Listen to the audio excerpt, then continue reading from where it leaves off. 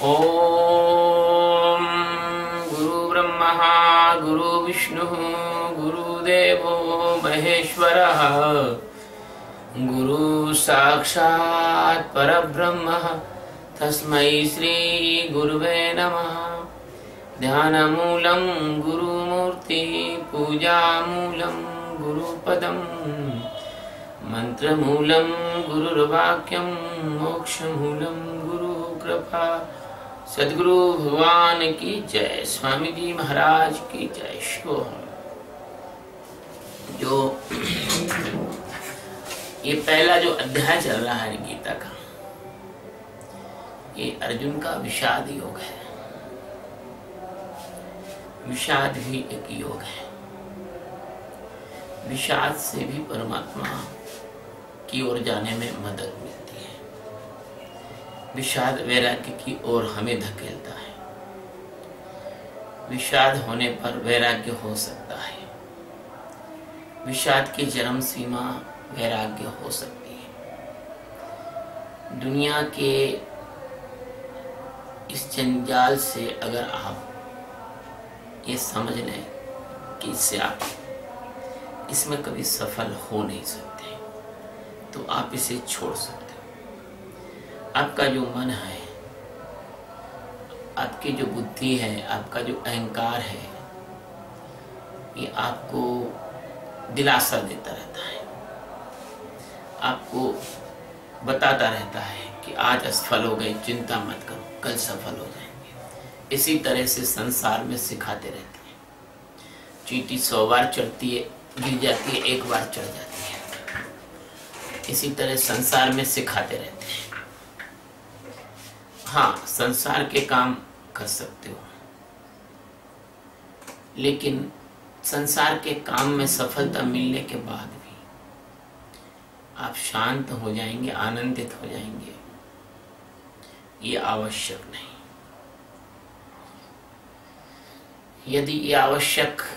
यदि ऐसा होता तो इतिहास इसका गवाह है। बड़े बड़े सम्राट, विश्व विजेता, जिनकी की हड्डियों का भी पता नहीं है, जिनके नाम तक लोग भूल चुके हैं, मिट्टी में मिल चुके हैं, वो अशांत होके, परेशान होके मरे, शांति से नहीं मर पाए, आनंद से नहीं जा पाए। तो सम्राट होना, बहुत अति धनाढ्य होना, अति योग्य होना, संसार में अत्यंत सफल होना, इसके बाद भी आदमी अशांत रहता है। यदि इस मोटी सी बात को कोई समझ ले तो यह अर्जुन का जो विषाद योग है, यह विषाद भी योग बन सकता है। परमात्मा से एडिशन कर सकता है, परमात्मा से जुड़ाव का माध्यम बन सकता है। आज का जो सूत्र है वो गुरु गीता के, भगवत गीता का, मुझे गुरु गीता मुझसे निकलती, क्योंकि गुरु गीता पे भी 101 प्रवचन दिए ना मित्रों को। तो जो आज का सूत्र है वो गीता का पहले अध्याय का 38वां सूत्र है। इस सूत्र में कहते हैं कि यद्यपि एतेन पश्यन्ति लोभापहत चेतसा कुलक्षय कृतं दोषम मित्र दोहे च पातिका। संधि विच्छेद करके बताया हमने। यूं तो ये मूल सूत्र है, यद्यप्येते न पश्यन्ति लोभोपहत चेतसा कुलक्षय कृतं दोषम मित्र द्रोहे च पातिका। तो अर्जुन कह रहा है भगवान श्री कृष्ण से कि यद्यपि लोभ से भ्रष्ट हुए ये लोग कुल के नाश से उत्पन्न दोष को और मित्रों से विरोध करने में पाप को नहीं देखते। अब ये यद्यपि आने का मतलब है कि आगे भी एक सूत्र, एक श्लोक और आगे भी और बात कही, अभी बात पूरी नहीं हुई है। तो अर्जुन जो है वो निरंतर अपने अंदर की जो मूर्खता है अपने अंदर का जो विषाद है, अपने अंदर की जो उसकी अयोग्यता है वो प्रकट कर रहा है। जितना जीव का सोच होता है, अर्जुन को देख के समझ लो जीव ऐसा ही होता है। जीव की दशा यही होती है। बस जो अर्जुन कह रहा है ये कोई नई बात नहीं है। यदि अर्जुन की जगह और कोई दूसरा भी होता तो यही बोलता। यद्यपि शब्द से तो ये मतलब है कि अभी अर्जुन का विषाद पूरा बाहर नहीं निकला है, अभी थोड़ा और मवाद है, उसमें और दबाना पड़ेगा।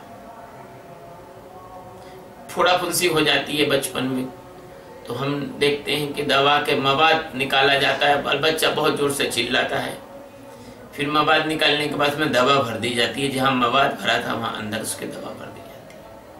तो जहां अज्ञान है उसको निकाल दिया जाता है और अज्ञान का स्थान ज्ञान ले लेता है। जब आप पूछ रहे थे कि रब की पाना इट्ठो उठाना इट्ठो लगाना, तो यही बात है कि परमात्मा का क्या पाना है। परमात्मा बिल्कुल पाया हुआ है, लेकिन आपकी जो दृष्टि है वो संसार की तरफ है। तो जीव की यह दशा है कि वो सदैव क्या करता है, दोष देखता है। किसमें दोष देखता है? औरों में। जीव औरों में दोष देखता है। क्यों देखता है? क्योंकि आंख बाहर देखती है, कान बाहर की बात सुनते हैं, नाक बाहर की चीज सुनती है, जिह्वा बाहर की चीज चखती है। कभी आंख ने आपको नहीं देखा, कभी कान ने आपको नहीं सुना। आपको सुनने का मतलब परमात्मा की बात जो अंदर बैठा उसको। कभी नाक ने आपके अंदर की जो परमात्मा की दिव्य सुगंध है वो नहीं सुनी है। कभी त्वचा ने अंदर की जो कोमलता है उसको नहीं छुआ है। तो जो आदमी है वो मजबूर है, वो बाहर की तरफ देखता है। देखिए कोई भी आदमी हो, अभी पश्यंती का मैंने मतलब बताया, लोभोपहत चेतसा की बात करता हूं। कोई भी व्यक्ति हो, कोई आदमी ऐसा नहीं है ज्ञानी को छोड़ के कि जिसको लोभ ना हो। सबको लोभ है और इसी लोभ का फायदा उठाकर अनेक अनेक प्रकार के मत मतांतर धर्म चल पड़े हैं। कोई लोभ देता है, तुम ये करो तो वो पाओगे, ये दान करो तो स्वर्ग में ये मिलेगा, इस तरह से जियोगे तो ये मिल जाएगा, उस तरह से जियोगे तो ये मिल जाएगा, ये कर्म कांड करोगे तो ये मिल जाएगा, है ना। परमात्मा के नाम पर तुम जिहाद करोगे, निर्दोषों को मारोगे तो तुमको 71 हूरें मिल जाएंगी। इस प्रकार से सभी धर्मों में, या हिंदू या मुसलमान या ईसाई या कोई भी धर्म है, सभी धर्मों में अपने अनुयायियों को लोभ दिया जाता है। लेकिन यदि लोभ को हम उल्टा करें तो भलो हो जाएगा, और भलो यदि करेंगे आप तो आपका भी भला होगा। लोभ को उल्टा करेंगे तो भलो हो जाएगा। बंगाल में लोग बोलते कि भालो, भालो मतलब अच्छा, अच्छा हो जाएगा, भालो हो जाएगा। तो प्रत्येक व्यक्ति का जो चित्त है वो ये दिखाता है कि मैं लोभी नहीं हूं, सामने वाला आदमी लोभी है। प्रत्येक व्यक्ति का चित्त जो है भ्रष्ट है। लोभोपहत चेतसा, पहत मतलब भ्रष्ट है। लोभ से चित्त भ्रष्ट है हर आदमी का, लेकिन वो ये सोचता है कि मैं लोभी नहीं हूं, दूसरा आदमी लोभी है।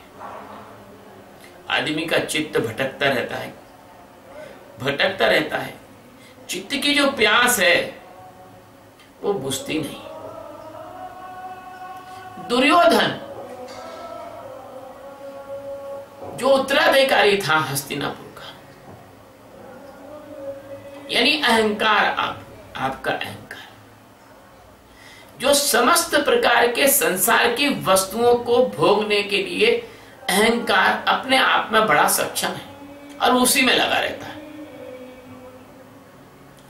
तो दुर्योधन हस्तिनापुर का उत्तराधिकारी था, उसको स्त्रियों और राजकुमारी और लड़कियों की क्या कमी थी, लेकिन उसका लोभ तो देखो। अरे एक द्रौपदी को छोड़ देता, एक द्रौपदी को छोड़ देता, वो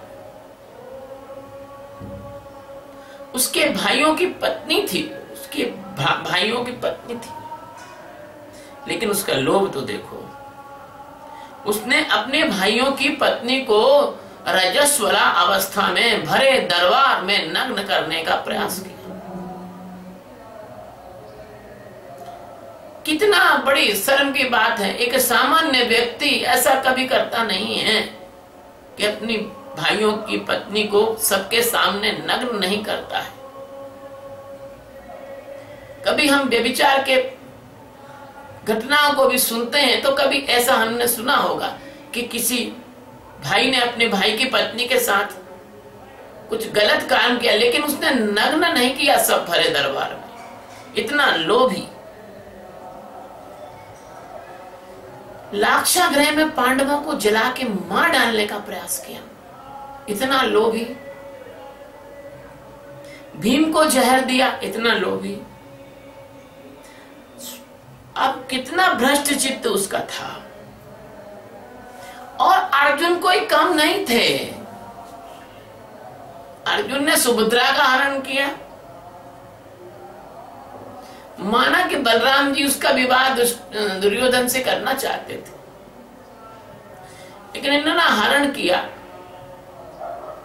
अर्जुन ने कितने छल कपट भी किए, विराट का युद्ध, फलाने का युद्ध, लेकिन अर्जुन को अपने खुद के छल कपट नहीं दिखे और दूसरे के छल कपट वो देख रहा है। जीवात्मा का यही एक रोना है कि जीवात्मा अपनी कमजोरी, अपनी गलती, अपना पतन, अपने अंदर की अशांति, अपना दुख, अपना द्वंद्व, अपना क्लेश, अपने पाप, अपने अंदर का मवाद, अपना क्रोध, अपना काम, अपनी ईर्ष्या कभी देखता नहीं। सदैव दूसरों में ये सारी चीजें वो देखता है। स्वयं हिंसक होकर भी अपने को अहिंसक समझता है, स्वयं लोभी होकर भी अपने को निर्लोभ समझता है। इसी को अज्ञान कहा गया है। यही अहंकार की परछाई है। जैसे दीपक के नीचे अंधेरा होता है, ऐसे ही अहंकार के नीचे अज्ञान होता है। अहंकार के नीचे अच्छे होने की स्वीकृति होती है। चाहे कितना ही बुरा आदमी हो, अपने को अच्छा समझता है। फिर वो कहता है कि कुल क्षय कृतम दोषम। अरे कुल के द्वारा किए गए दोष को ये लोग नहीं देख रहे। भैया तुम ये बताओ अर्जुन भाई कि कुल होता क्या है? भाई जीवात्मा का तो कोई कुल होता नहीं, शरीर का कुल होता है। शरीर नष्ट प्राय होता है, शरीर पंच तत्व से बना है, शरीर का कोई अस्तित्व नहीं है। जीव इसमें से निकल गया, शरीर का कोई मतलब नहीं है। जीव फिर पहचानता भी नहीं कि मैं किस शरीर में था। क्या रावण का कुल उच्च नहीं था? क्या उसकी मां केकसी, उसके पिता ऋषि कुल के लोग नहीं थे क्या? है? क्या हिरण्याकश्यपु का कुल नीचा होकर, राक्षस कुल होकर भी वह महान प्रहलाद जैसे भक्त महापुरुष उत्पन्न हुए, जिनके चरणों में आज भी लोग झुक जाते हैं, झुक जाना चाहते हैं। प्रहलाद को कौन राक्षस बोलेगा? कोई राक्षस, प्रहलाद का नाम आता है तो राक्षस शब्द कभी नहीं आता उसमें। क्या हिरण्याकश्यप का जो राक्षस कुल था, उस राक्षस कुल को मैं प्रहलाद जैसे लोग नहीं हुए क्या?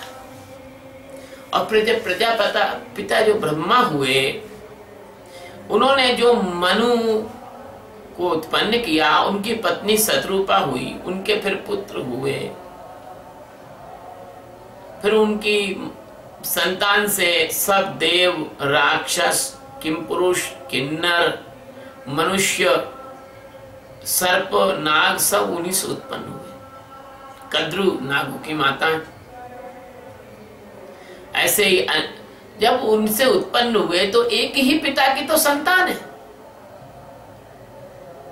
तो एक ही पिता के सब संतान होने के बाद जो विभिन्नता आ गई माया के कारण से, तो ये कुल की जो बात अर्जुन कर रहा है, तो कुल की बात क्या कर रहा है? ये अर्जुन का कुल क्या है? कभी आपने तो सबने जाना होगा, पढ़ा होगा कि जब कुंती थी तो उसको एक ऋषि ने वरदान दिया था कि तुम इस मंत्र से जिस देवता को भी बुलाओगी वो आएगा। उसने परीक्षा करने के लिए गलती से सूर्य देवता को बुला लिया। सूर्य देवता आए, कुंती ने प्रणाम किया, पूजा की, बोले भगवान मुझे क्षमा करना, मैंने आपको आवाहन कर लिया, गलती से आवाहन कर लिया। बोले आपने आवाहन तो किया है, लेकिन जिस प्रकार का, जिस मंत्र का आपने आवाहन किया है, मैं दैवी परंपरा से बंधा हुआ हूं, अब आपको गर्भाधान ही करना मुझे पड़ेगा। भैया इतिहास इस बात का गवाह है कि सूर्य पुत्र कर्ण उत्पन्न हुए और कुंती ने लोक लाज के डर से उनको बहा दिया, और वो सूर्य पुत्र बाद में सूद पुत्र हो गए। इसी तरह से इंद्र से अर्जुन हुए,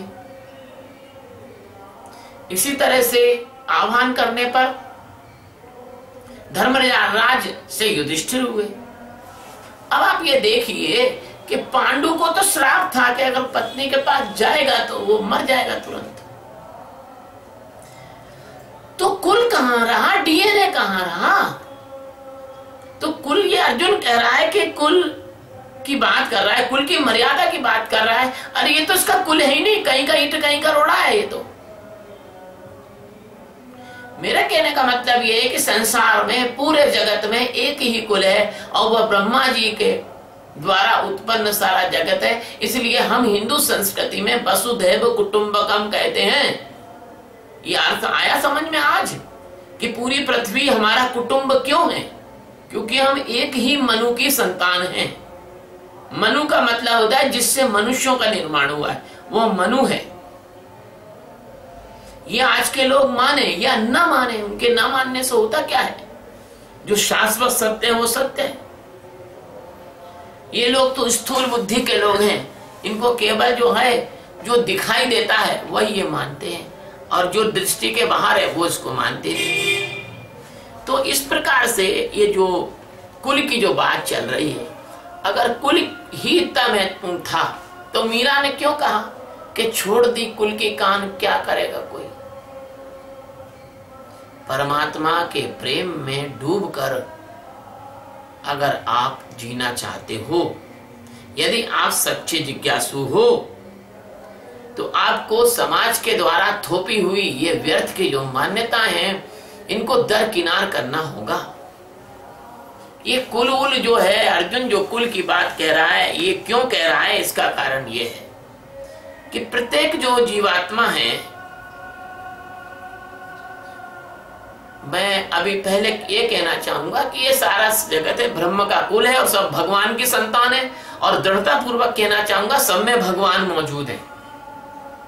इसलिए आप सब लोग अपने आप को परमात्मा की संतान माने, परमात्मा का अंश माने, परमात्मा की ममा वंशो जीव लोके जीव भूता सनातना, ये सारा जीव है वो मेरा अंश है, भगवान कहते हैं।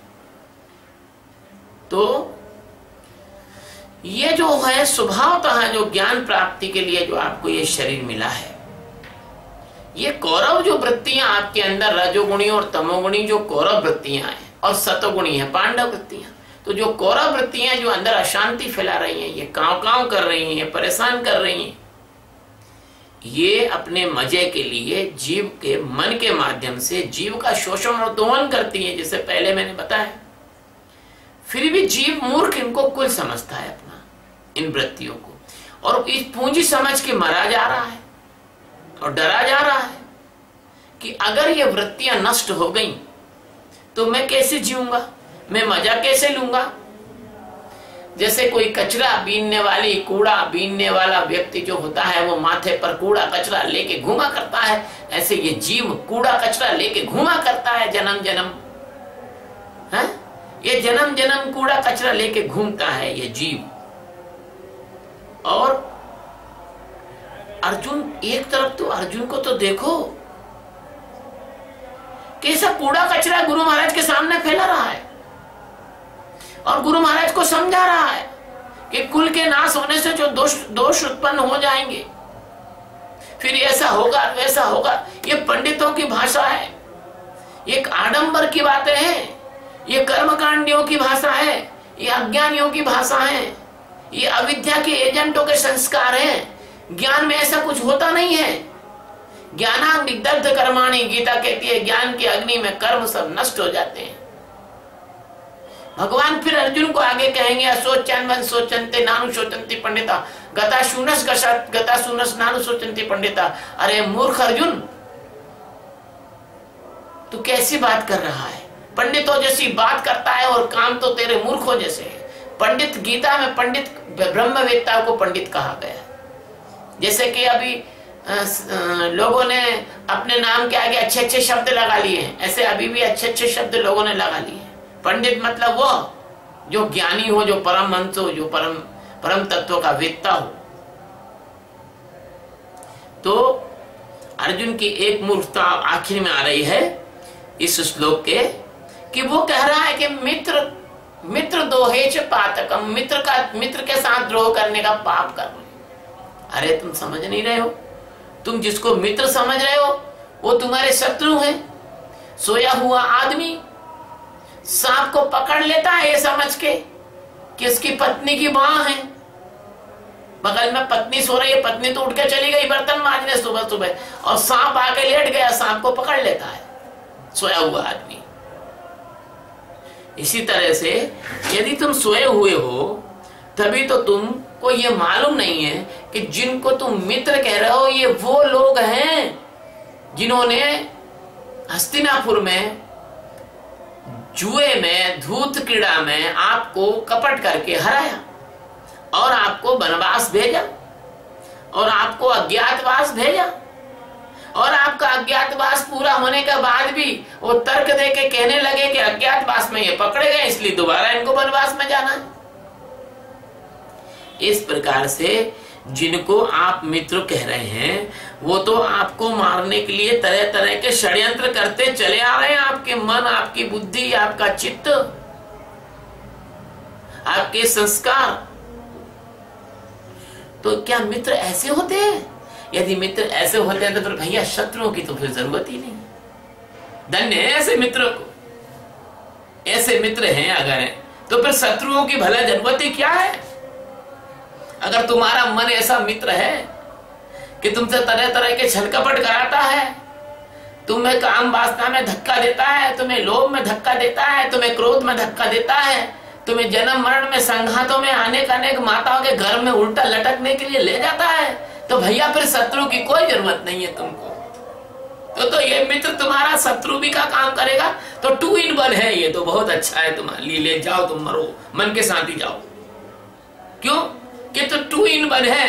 तुम मित्र समझ रहे हो, ये महान शत्रु है तुम्हारा। अभी तक कभी इतना जन्मों में मरे कटे, इतने जन्मों में, इस जन्म में अभी तक इतनी उम्र हो गई, इस उम्र में कभी शांति प्राप्त नहीं की, तब भी ये मन की मित्रता नहीं छूट रही है, तब भी मन से दोस्ती नहीं छूट रही है। तभी ये नहीं सोच रहे कि चलो इस मन की बात ना सुन के और परमात्मा का ध्यान करने में डूब जाएं। एक एक दिन निकल रहा है, जिंदगी का एक एक दिन, एक एक क्षण निकल रहा है। पता नहीं मौत कब तलवार लेके खोपड़ी पे आके खड़ी हो जाएगी। लेकिन सोच रहे हो कि हाँ हम तो अमर जड़ी खा के आए हैं, हम तो मरेंगे ही नहीं। ऐसा है कि कौरवों को जो स्वयं पाप स्वरूप हैं, जो इनको नष्ट करने के लिए खड़े हैं, मुक्ति के रास्ते में रोक के खड़े हैं, भगवान सदगुरु अवतार लेके उसके साथ में बैठे हुए हैं, उसके सारथी बने हैं। लेकिन इस मूर्खता तो देखो कि सतगुरु जैसा मित्र छोड़कर इनको मित्र कह रहा है। सतगुरु जैसा कोई मित्र नहीं इस जगत में प्यारे भाइयों। सतगुरु से बड़ा कोई मित्र नहीं है, वो ही एक मित्र है। क्यों? कि वो जो परमात्मा से मिलाकर तुम्हें जीवन मरण से मुक्त कर देता है। ये मित्र तो तुम्हें जीवन मरण में धकेलते हैं। अरे ये तो 1 मिनट तुम्हारी आयु नहीं बढ़ा सकते। मैंने अपने सदगुरु को अपनी आंख से देखा है।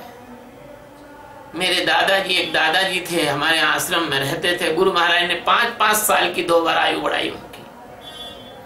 5-5 वर्ष उनकी आयु बढ़ाई, मृत्यु से रोका। सदगुरु तो इतना है कि अपनी आयु में से आयु दे देता है अपने शिष्यों को। ये बहुत आश्चर्य की बात है। आप लोग मानोगे नहीं, पर मैंने तो देखा है। तो सदगुरु पास में बैठा है अर्जुन के, और वो अवज्ञा कर रहा है। अर्जुन इंसल्ट कर रहा है सदगुरु की। ये कितनी बड़ी इंसल्ट है। जब सदगुरु दयालु अर्जुन के अंदर का जहर निकालने को लगे हुए हैं और चुपचाप से सुन रहे हैं कि निकाल, बोल बोल, और उसको क्षमा करते हैं। सतगुरु का सबसे बड़ा गुण है कि वो अपने शिष्यों को क्षमा करता है। हम सदगुरु को प्रणाम करना चाहते हैं। हमारे सदगुरु ने हमको कितना भी हमारी गलती हुई होंगी, हमको क्षमा करके, और गुरु महाराज ने हमको परमात्मा के मार्ग में लगाया। तो एक भजन में जो कहते हैं वो मैं अभी याद आता है कि गुरु जी मेरे दिल में, गुरु जी मेरे दिल में सदा याद आना, दया करके दर्शन तुम्हारा दिलाना, दया करके दर्शन तुम्हारा दिलाना जी, दया करके दर्शन तुम्हारा दिलाना। इसमें पंक्ति है कि सभी दोष मुझ में है अविद्या के सारे। जीव में तो दोष होते हैं, जीव दशा में दोष होते हैं। सभी दोष मुझ में है अविद्या के सारे, अपना विरद देख चरण में बिठाना। सदगुरु का विरद है, उनका ये स्वभाव है कि वो जीव के हर अपराध को क्षमा करते हैं। तब रामचरितमानस में आया है कि कोटि विप्रवध लागहि जेहि, और आवे शरण तजो नहीं तेहि। ऐसे परमात्मा दीन बंधु दयाल दीनों के नाथ सब भगवान सदगुरु जो हर व्यक्ति के हृदय में विराजे हुए हैं, ऐसे सदगुरु को छोड़कर इस कंगली भुक्कड़ी और झूठी माया की तरफ जो जाता है, उससे बड़ा मूर्ख इस दुनिया में कोई नहीं है। और सदगुरु भगवान के चरणों में प्रणाम करते हुए और आज का ये जो सूत्र है 38वां, इसका समापन करते हैं। गुरु महाराज की जय। शिवोहम।